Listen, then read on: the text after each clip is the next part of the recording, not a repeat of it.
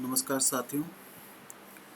जो अपन ने ये लेक्चर प्रिपेयर किए थे उसी क्रम में आगे बढ़ते हुए आज अपन बात करेंगे जो ऐतिहासिक स्रोत हैं भारतीय इतिहास के, उस कड़ी में अंतिम टॉपिक पे आज अपन चर्चा करेंगे। ये बहुत ही महत्वपूर्ण टॉपिक है और ये टॉपिक है, क्या भारतीय इतिहासकारों या भारतीय रचनाकारों में ऐतिहासिक समझ थी? Were the Indian historians having historical sense in their works? क्या उनमें ऐतिहासिक समझ थी? ये प्रश्न क्यों आया भारतीय इतिहास निर्माण के दौरान? क्योंकि जो पश्चिमी इतिहासकार थे उन्होंने एलिगेशन लगाया, उन्होंने आरोप लगाया भारतीय इतिहासकारों के ऊपर, पूर्व के भारतीय इतिहासकार यानी भारतीय रचनाकार प्राचीन भारत में, मध्यकालीन भारत में, कि भारतीय रचनाकारों के पास ऐतिहासिक समझ का अभाव था। अब उन्होंने ऐसा क्यों कहा, इसके कारण आप जानते हैं। क्योंकि जो भारत के लिखित स्रोत हैं मुख्यतः धर्म की बात कर रहे हैं और वो राजनीति के बारे में कम से कम बात करते हैं या फिर जनता के इतिहास के बारे में कम से कम बात करते हैं, या उन्होंने ऐतिहासिक समझ के साथ घटनाओं को क्रमबद्ध तरीके से अपनी किताबें या अपनी रचनाओं में नहीं लिखा। यह आरोप है पश्चिमी इतिहासकारों का। तो अपना आज का टॉपिक है, क्या भारतीय रचनाकारों में ऐतिहासिक समझ थी? ऐतिहासिक समझ का मतलब समझ गए ना, यानी जो भी उन्होंने रचना की, क्या उन्होंने इतिहास की समझ के अनुसार रचना की, या फिर जो उनको नज़र आया वही उन्होंने इवेंट या घटनाएं अपनी किताबों में डालते रहे। अब ऐतिहासिक समझ क्या है कि इसका मतलब ये है, अगर आप कोई भी किताब लिखोगे, अगर इतिहास के बारे में आप लिख रहे हो तो आपको कालक्रम का ध्यान रखना पड़ेगा, समय पीरियड के बारे में जानकारी देनी पड़ेगी। जो भी समय है किसी घटना का उसका क्लियरली आपको जिक्र करना पड़ेगा, कौन सी घटना पहले हुई, कौन सी घटना बाद में हुई। तो इतिहास को कुछ सिद्धांतों के आधार पर लिखा जाता है। तो उन्हीं सिद्धांतों की कमी पश्चिमी इतिहासकारों ने भारतीय रचनाकारों में पाई। तो क्या ये चीज़ सही है? अब इसके बारे में अपन चर्चा करते हैं। छोटा सा टॉपिक है, ज़्यादा बड़ा नहीं है। भारतीय इतिहासकारों में ऐतिहासिक समझ थी या नहीं? अगर अपन आधुनिक मापदंड को देखें तो उनके अनुसार उनमें वो ऐतिहासिक समझ बिल्कुल भी नहीं थी। या अपन ग्रीस, प्राचीन काल के ग्रीस के मापदंडों के हिसाब से भी देखें तो भी भारतीय इतिहासकारों में इतिहास की समझ नहीं थी, उन पे ऐतिहासिक समझ का अभाव था, आधुनिक मापदंड के अनुसार भी और ग्रीस के, प्राचीन ग्रीस के मापदंड के अनुसार भी। क्यों? क्योंकि ग्रीस के अंदर इतिहास लिखने का सर्वोत्तम तरीका उन्होंने ढूंढ निकाला था। उन्होंने सही प्रकार से इतिहास की जानकारी अपनी किताबों में समेटी, वहाँ कालक्रम पूरी तरीके से उसको विस्तार पूर्वक उसके बारे में लिखा गया। तो प्रॉपर हिस्टोरिकल ऐतिहासिक समझ के साथ ग्रीस में इतिहास लिखा गया, तो हम उससे कंपेयर नहीं कर सकते। लेकिन उसके बावजूद भी जो भी भारत में रचनाएं हुई है, चाहे वेद कह दो या अर्थशास्त्र कह दो, उससे हमें अच्छी खासी ऐतिहासिक जानकारी मिलती है। अब अपन उसके उदाहरण देते हैं। अपने भारतीय इतिहास के बारे में, पॉजिटिव पहलू के बारे में अपन बात करते हैं। भारतीय जो रचनाकार है जिन्होंने भारतीय इतिहास के बारे में लिखा है, उनके सकारात्मक पहलू कौन से हैं? सबसे पहले अपन पुराण के बारे में बात करते हैं। पुराण से हमें खूब सारी ऐतिहासिक जानकारी मिलती है, खासकर वंशानुगत इतिहास, राजाओं के वंशों के इतिहास के बारे में हमें पूर्ण जानकारी मिलती है। कौन से राजा ने किस समय पे कहाँ पे राज किया, उन राजाओं की लिस्ट दे रखी है, उनके वंश की पूरी लिस्ट पुराण में दे रखी है। तो ये भी एक प्रकार की ऐतिहासिक समझ को दिखा रहा है, क्योंकि जिन जिन राजाओं ने राज किया, अगर उनकी पूरी लिस्टिंग एक साथ हो जाए तो ये भी एक इतिहास लिखने का तरीका है। और जो राजाओं के नाम है वो क्रोनोलॉजिकली मेंशन्ड है। इसका मतलब क्या है? काल क्रम के अनुसार राजाओं के नाम लिखे गए हैं। जो राजा पहले आया उसका नाम पहले लिखा है, जो राजा बाद में है उसका नाम बाद में लिखा है। तो इससे हमें पता लगता है कि भारतीय रचनाकारों के अंदर ऐतिहासिक समझ थी। अब जैसा कि आप जानते हैं, पुराण में भविष्य काल में बात कर रखी है, यानी आज से 500 साल के बाद एक राजा होगा, फिर 530 साल के बाद दूसरा राजा होगा, उसका ये नाम होगा, फिर 560 साल के बाद एक और राजा होगा, उसका ये नाम होगा, 7 वनों के अंतर्गत या किसी भी वंश के अंतर्गत। अब भविष्य काल में उन्होंने क्यों बात की? वास्तव में क्या था, जो घटना हो गई, घटना होने के पश्चात पुराणों की रचना हुई है, ऑब्वियस है, तभी उन्होंने लिखा। लेकिन उन्होंने भविष्य काल में इसलिए बात की है ताकि वह पुराण में यह दर्शा पाए कि लिखने वालों के पास दैविक शक्तियां थी, वो भविष्य देख सकते थे। लेकिन वास्तव में घटना होने के पश्चात उनको लिखा गया। ये कमी है भारतीय जो रचनाएं हैं, पुराण कह दो या फिर जो लिखित स्रोत है, उनकी कमी है। जैसे कमी के बारे में अपने चर्चा की यहाँ पे कि भविष्य काल में लिखा हुआ है। और इसके अलावा अपन पॉजिटिव पहलू के बारे में बात करते हैं। पुराण को इतिहास पुराण भी कहा जाता है। क्योंकि इनमें ऐतिहासिक जानकारी भी मिलती है, इसलिए इसका दूसरा नाम पुराण का इतिहास पुराण भी है। तो ये पॉजिटिव चीज़ है। फिर पुराण में 4 युग के बारे में बात की है। एक बहुत अच्छा कॉन्सेप्ट यहाँ पे निकल के आएगा। 4 युग, कृता, त्रेता, द्वापर, काली। इन 4 युग के माध्यम से पुराण में क्या समझाने की कोशिश की गई है कि समाज में जो सामाजिक मूल्य है या जो नैतिक मूल्य है उसमें निरंतर गिरावट देखने को मिली। कृता, त्रेता, द्वापर, काली, यानी धीरे धीरे इन 3 युग के पश्चात जब कलयुग आया, जब एज ऑफ काली आई, जब काली का युग आया, उस समय तक नैतिक मूल्य पूर्ण रूप से गिर चुके थे। एक ग्राफ की भांति लगातार सामाजिक मूल्यों में इन युगों के दौरान गिरावट देखने को मिली। तो इससे एक इतिहास की बहुत ही महत्वपूर्ण अवधारणा के बारे में पता लगता है, जिनका प्राचीन रचनाकारों को बोध था, जिसे अपन कहते हैं concept of time and place. इसका मतलब क्या है? स्थान और समय की अवधारणा के बारे में उनको जानकारी थी। इतिहास निर्माण के लिए स्थान भी जरूरी है, समय भी जरूरी है। तो स्थान और समय की जानकारी होना अत्यंत आवश्यक है, जिनकी उनको जानकारी थी। ये अपन कैसे कह सकते हैं? क्योंकि जो 4 युग है उसमें सामाजिक मूल्यों के साथ जो सामाजिक मूल्य उसमें क्रमबद्ध तरीके से गिरावट देखने को मिली। तो उन्हें टाइम और प्लेस की जानकारी थी भारतीय रचनाकारों के पास। फिर अनेक प्रकार के भारत में युग रहे हैं, जिसको इरा कहते हैं अंग्रेजी में, ERA, इरा, युग। अब कौन से इरा रहे हैं? जैसे विक्रम संवत, जिसकी स्थापना 57 BC में की गई, विक्रम संवत। जीके में भी सवाल आ जाता है। शक संवत, जिसकी स्थापना 78 AD, 78 AD में जिसकी स्थापना की गई। और गुप्त संवत, जिसकी स्थापना 319 AD में की गई। यानी किसी वंश ने अगर अपना राज काल शुरू किया तो उसके साथ ही उन्होंने समय की गणना की एक नई विधि का इजाद किया। समय की गणना किस प्रकार से कर सकते हैं उसका एक नया तरीका इजाद किया, उसको संवत कहा गया। जैसे विक्रम संवत, शक संवत, गुप्त संवत। गुप्तों के आने के साथ गुप्त संवत शुरू हो गया 319 AD के साथ। तो इस प्रकार से अनेक युगों की स्थापना हुई। तो यानी उनको समय काल के बारे में जानकारी थी, तभी वो इन युगों की स्थापना कर पाए। एक समय जानने की विधि का उन्होंने इजाद कर लिया। फिर इसके बारे में अपन आगे बात करते हैं कैसे भारतीय इतिहासकारों ने ऐतिहासिक समझ भी थी काफ़ी हद तक। जैसे जो अभिलेख है, अशोक के अभिलेख में भी हमें टाइम और प्लेस कॉन्सेप्ट के बारे में जानकारी मिलती है, जिसके बारे में अपन ने बात की। पुराणों में भी टाइम एंड प्लेस का कॉन्सेप्ट एप्लीकेबल है, और जो अशोक के अभिलेख है उसमें भी और अन्य अभिलेख है उसमें भी टाइम और प्लेस के कॉन्सेप्ट के बारे में हमें जानकारी मिलती है। समय और स्थान की जो अवधारणा है जो इतिहास निर्माण के लिए महत्वपूर्ण होती है। कैसे? जो अशोक का अभिलेख है वो रीजनल ईयर के हिसाब से है, क्षेत्रीय वर्ष के हिसाब से। कैसे? अशोक ने 37 साल तक राज किया, तो उसके जो इंस्क्रिप्शंस हैं, जो उसके अभिलेख है, उसमें कैसे इतिहास लिखा गया है कि अशोक का जो प्रथम रीजनल ईयर है, फर्स्ट रीजनल ईयर में क्या हुआ, सेकेंड रीजनल ईयर में क्या हुआ, 13th रीजनल ईयर में क्या हुआ, 17 रीजनल ईयर में अशोक और कलिंग के बीच में युद्ध हुआ। तो क्षेत्रीय वर्ष के अनुसार पूरे के पूरे इतिहास को डाला गया है इन अभिलेखों में। तो इससे हमें जानकारी मिलती है कि भारतीय रचनाकारों को इतिहास का बोध था, तभी उन्होंने टाइम और प्लेस के कॉन्सेप्ट को समझा और अभिलेखों में उसको डाला। उसी प्रकार से कलिंग क्षेत्र का एक अभिलेख है राजा खारवेल का हाथी गुम्फा अभिलेख, बहुत फेमस अभिलेख है राजा खारवेल का हाथी गुम्फा अभिलेख। उसमें भी रीजनल ईयर के अनुसार राजा खारवेल के बारे में पूरी जानकारी दे रखी है। प्रथम रीजनल ईयर में क्या हुआ, द्वितीय में क्या हो गया।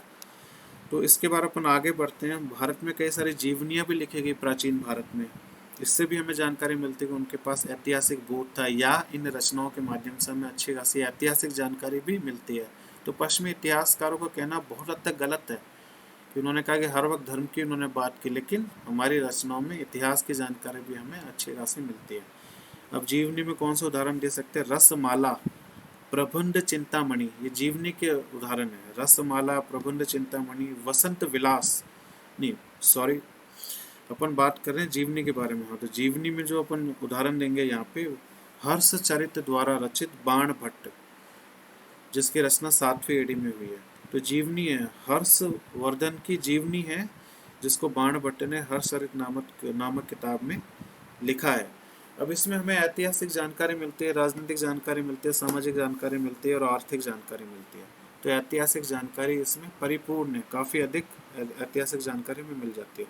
फिर इसके बारे में अपन बात करते हैं कि कुछ इतिहास का भी निर्माण हुआ है, जिसको अंग्रेजी में कहते हैं हिस्टोरिकल क्रॉनिकल।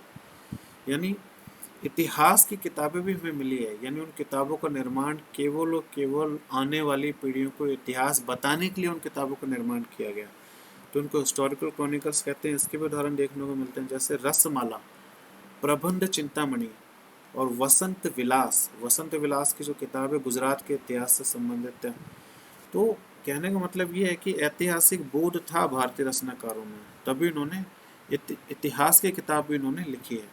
फिर अपन आगे बढ़ते हैं। बहुत अच्छा एग्जाम्पल है, हर्षवर्धन ने अपनी किताब में मेंशन किया है कि हर प्रांत में, हर्षवर्धन के समय में हर प्रांत में, हुआन सांग ने मेंशन किया। हुआन सांग हर्षवर्धन के कोर्ट में आया था, चीन से आया था। और हुआन सांग क्या कहता है, हर प्रांत में एक अधिकारी अपॉइंट किया जाता था राजा के द्वारा। हर प्रांत में उसको कहा जाता था नील पिता या ब्लू डिपॉजिट। अंग्रेजी में इसको ब्लू डिपॉजिट कह देंगे और हिंदी में इसको नील पिता कहेंगे। उस नील पिता अधिकारी का क्या काम था, उस प्रांत में जितनी भी अच्छी घटनाएं हैं, जितनी भी बुरी घटनाएं हैं, जितनी भी प्राकृतिक आपदा हुई है, उन सभी का रिकॉर्ड किताब में लिखना, उन सभी का लेखा जोखा किताब में लिखना। तो इससे हमें पता लग रहा है कि हर्षवर्धन या प्राचीन काल के जो राजा रहे उनको ऐतिहासिक बोध था, तभी इन्होंने इस अधिकारी को अपॉइंट किया जो अच्छे बुरे सभी प्रकार की घटनाओं को अपनी किताब में समेटेगा। तो इससे आने वाली जो पीढ़ी है उनको भी इतिहास के बारे में जानकारी मिल पाए। और अर्थशास्त्र से भी हमें जानकारी मिलती है। ऐतिहासिक बोध की अर्थशास्त्र से अनेक प्रकार की जानकारी मिलती है, लेकिन अर्थशास्त्र में एक जगह पे लिखा हुआ है कि हर शहर में एक राजकीय अभिलेखागार हुआ करता था, रॉयल आर्काइव्स। राजकीय अभिलेखागार हर शहर में हुआ करता था, जिसका क्या कार्य था, आधिकारिक घटनाओं को समेटना या किताबों में उसको लिखना, आधिकारिक घटनाओं को। तो उनसे संबंधित जो भी रिकॉर्ड होते थे उनको संभाल के इन अभिलेखागार में रखा जाता था। जैसे आज के समय बीकानेर में स्टेट आर्काइव्स है, उसी प्रकार से हर शहर में अभिलेखागार हुआ करता था, जिसकी जानकारी में अर्थशास्त्र से मिलती है। फिर अपन वैदिक टेक्स्ट के बारे में बात करते हैं, उत्तर वैदिक टेक्स्ट के बारे में। उत्तर वैदिक की जो किताबें हैं उससे संबंधित अपन जानकारी के बारे में बात करते हैं। जैसे अपन अक्सर कहते हैं जो वेद है वो धर्म के बारे में बात करता है, ये इसकी आलोचना भी है। राजनीति के बारे में कम से कम बात करता है या सामाजिक परिवेश के बारे में कम बात करता है, लेकिन वास्तव में लेटर, हम क्या कहना चाह रहे हैं यहाँ पे, लेटर वैदिक टेक्स्ट से भी हमें अच्छी खासी जानकारी मिलती है राजनीति के बारे में भी। और लेटर वैदिक टेक्स्ट के आधार पे भी अपन कह सकते हैं कि भारतीयों के अंदर ऐतिहासिक चेतना या ऐतिहासिक बोध था, भारतीय रचनाकारों के अंदर भी। कैसे, जैसे उत्तर वैदिक जो टेक्स्ट है उसका एक भाग है जिसको कहते हैं दान स्तुति। दान स्तुति लिखी हुई है उत्तर वैदिक टेक्स्ट में। दान स्तुति क्या है, एक प्रकार के मंत्र हैं, उन मंत्रों को राजा की प्रशंसा में गाया गया है या लिखा गया है। तो जब राजा की प्रशंसा हो रही तो राजा के बारे में हमें ऐतिहासिक जानकारी भी मिल जाएगी थोड़ी बहुत। तो कहने का मतलब ये है कि जो ऐतिहासिक बोध है भारतीय रचनाकारों में था। फिर उसके बाद दूसरा उदाहरण क्या, आख्यान। आईएएस में आया हुआ क्वेश्चन है, बहुत टफ क्वेश्चन था। आख्यान, आख्यान का क्या मतलब है, आख्यान, आख्यान के बारे में हमें जानकारी मिलती है लेटर वैदिक टेक्स्ट के अंदर। आख्यान का मतलब क्या है, आख्यान में कथा के रूप में मंत्र लिखे हुए हैं, यानी मंत्र लिखे हुए हैं लेकिन अपने आप में कथा के बारे में कह रहे हैं। और कथा किसमें, एक डायलॉग फॉर्म में। डायलॉग जिसको अपन कह सकते हैं संवाद, संवाद के रूप में और कथा के रूप में आख्यानों का जिक्र लेटर वैदिक टेक्स्ट में मिलता है। अब इसमें इसकी विषय वस्तु क्या है आख्यान की, आख्यान की विषय वस्तु है कि अनेक प्रकार की ऐतिहासिक घटनाएं और काल्पनिक घटनाएं दोनों को उन्होंने अपने अंदर समेटा हुआ है। तो ऐतिहासिक घटना भी मिल जाएगी आख्यान में, काल्पनिक घटना भी मिल जाएगी, लेकिन हमें ऐतिहासिक घटनाएं भी मिल रही है, कहने का मतलब यह। तो भारतीय रचनाकारों में ऐतिहासिक बोध था। फिर इसके बाद अपन और आगे बढ़ते हैं कि किसी भी दुनिया में कोई भी बौद्धिक व्यक्ति हो, कोई भी इतिहासकार हो, इतिहासकार का काम क्या होता है, उसको अपनी समझ के अनुसार इतिहास लिखना होता है। यानी जो उसकी मेंटेलिटी है, जो उसकी विचारधारा है, उसके साथ ही उसको इतिहास लिखना होता है। या इतिहास का या घटनाओं का जो भाग वो महत्वपूर्ण समझे, इतिहास का जो भाग वो महत्वपूर्ण समझो, उसी को ही वो अपनी किताब में लिखता है। ये लिमिटेशन, ये सीमा हर इतिहासकार में होगी। आज के समय के जो इतिहासकार है, मॉडर्न डे हिस्टोरियंस, उनमें भी ये कमी रहेगी, और जो प्राचीन भारत के इतिहासकार है, रचनाकार है, उनमें भी ये कमी रहेगी। हमेशा आप भी किताब लिखो, आप में भी ये कमी रहेगी। आप अपनी विचारधारा के अनुसार चीज़ों को लिखोगे, जो भी आपको लिखना, और अपनी समझ के अनुसार जिसको आप महत्वपूर्ण समझोगे उसको आप लिखोगे। तो ये कमी सब जगह रहेगी। और उन्होंने इतिहास को अपने अनुसार उनकी व्याख्या की है प्राचीन भारत में। हर कोई इतिहासकार अपने अनुसार ही व्याख्या करेगा। लेकिन फ़र्क क्या आता है, जो आधुनिक इतिहासकार है, बहुत महत्वपूर्ण फ़र्क है, बहुत अच्छी लाइन है। आधुनिक इतिहासकार को पता रहता है क्या कल्पना है और क्या ऐतिहासिक तथ्य है।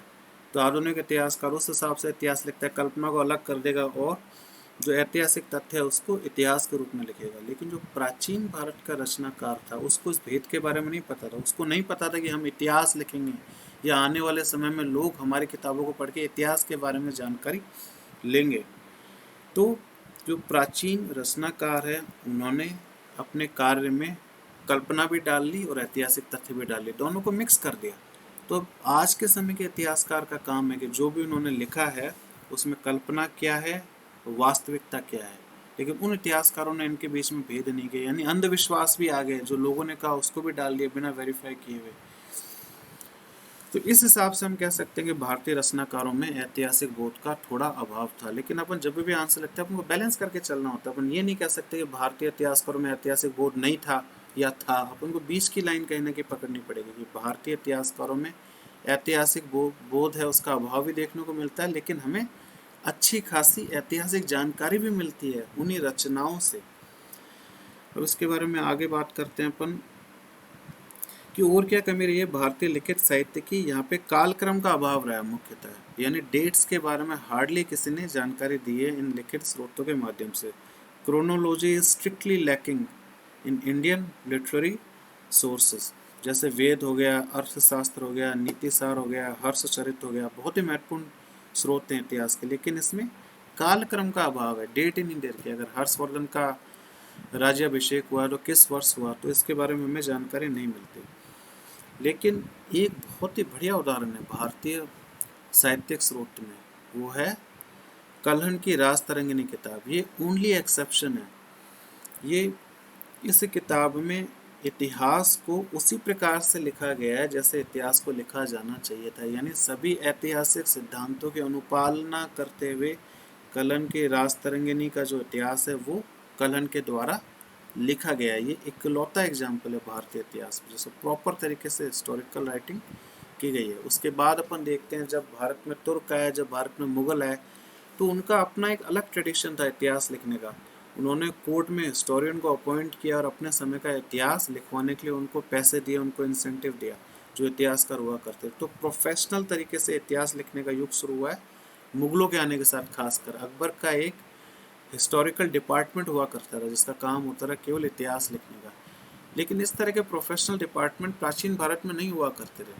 उन्होंने जो भी रचनाएं की उसमें कल्पना भी डाल ली, हकीकत भी डाल ली, धर्म के बारे में भी लिख दिया, जो दिखा उसके बारे में लिखते गए वो जो उनको महत्वपूर्ण लगा।